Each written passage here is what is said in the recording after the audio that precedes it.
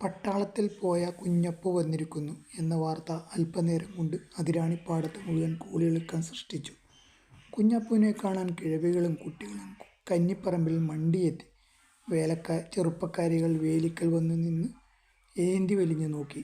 കോലായിൽ കൂട്ടിയിട്ട ലാഗേജുകളിൽ ചിലവയ്ക്ക് അധികം വലിപ്പവും കനവും സംഭാവന ചെയ്തത് ഭക്ഷണ ടിന്നുകളായിരുന്നു. മിലിട്ടറി കാന്റീനിൽ നിന്ന് കിട്ടിയ റേഷനിൽപ്പെട്ട സകല ഭക്ഷണ ടിന്നുകളും കുഞ്ഞപ്പു കടലും കടത്തി കൂടെ കൊണ്ടുവന്നിട്ടുണ്ട്.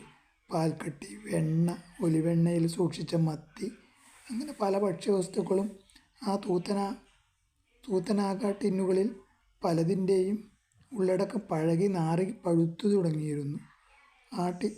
ആ ടിന്നുകൾ ഓരോന്ന് തുറക്കുമ്പോഴും പുറപ്പെട്ട നാറ്റം കാരണം കന്നിപ്പറമ്പിൻ്റെ ഒരു വെളിപ്പാട് ചുറ്റുമുള്ള ആളുകൾ മൂക്കുപൊത്തി നടക്കേണ്ടി വന്നു. നാറ്റം ഒരിക്കൽ തുറന്നുവിട്ടാൽ പിന്നെ പിടിച്ചൊതുക്കാൻ സാധ്യമല്ലല്ലോ. കുഞ്ഞപ്പുവിന് 3 മാസത്തേക്ക് തിന്നാനും അതിരാണിപ്പാടത്തെ ആളുകളെ 3 മാസത്തേക്ക് മൂക്കുപൊത്തി നടത്തിക്കാനുമുള്ള വക ആ വിദേശ ടിന്നുകളിൽ നിക്ഷേപിക്കപ്പെട്ടിരുന്നു.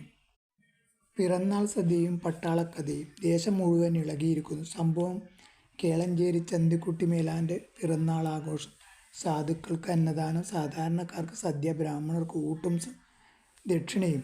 സർവാണി സദ്യയ്ക്ക് വെച്ചൊരുക്കിയ ചോറ് മുറ്റത്തെ മൂലയിൽ വെള്ളാരം കുന്നുപോലെ പൊങ്ങി നിൽക്കുന്നു. കറികൾ തയ്യാറാക്കി ഒഴിച്ചു വെച്ചിരിക്കുന്നത് പ്രത്യേക പണിതുണ്ടാക്കിയ 2 വലിയ തോണികളിലാണ്. ചുറ്റുപാടും കോട്ട പോലെ കെട്ടിയുയർത്തിയ കന്മതിലുകളോടുകൂടിയ കേളഞ്ചേരിയിലേക്ക് ഈ തോണികൾ കടത്തിക്കൊണ്ടുവന്നത് പടിഞ്ഞാറ് ഭാഗത്തെ മതിൽ കുറച്ച് പൊളിച്ച് അവിടെ പുതുതായി തീർത്ത ആനവാതിലിലൂടെയാണ്. ചോറും കറികൾക്കും പുറമെ ഇലമൂടി പപ്പടം, ശർക്കര ഉപ്പേരി, പൂവൻപഴം തുടങ്ങിയ വിശിഷ്ട വിഭവങ്ങളും സർവാണി സദ്യയിലെ ഇലകളിൽ വിളമ്പിക്കൊടുക്കും. പെണ്ണുങ്ങൾക്കും കുട്ടികളും ഇരിക്കുന്ന പന്തിയിലാണ് ഏറ്റവും അധികം തിരക്ക്. വലിപ്പച്ചെറുപ്പം നോക്കാതെ ഓരോ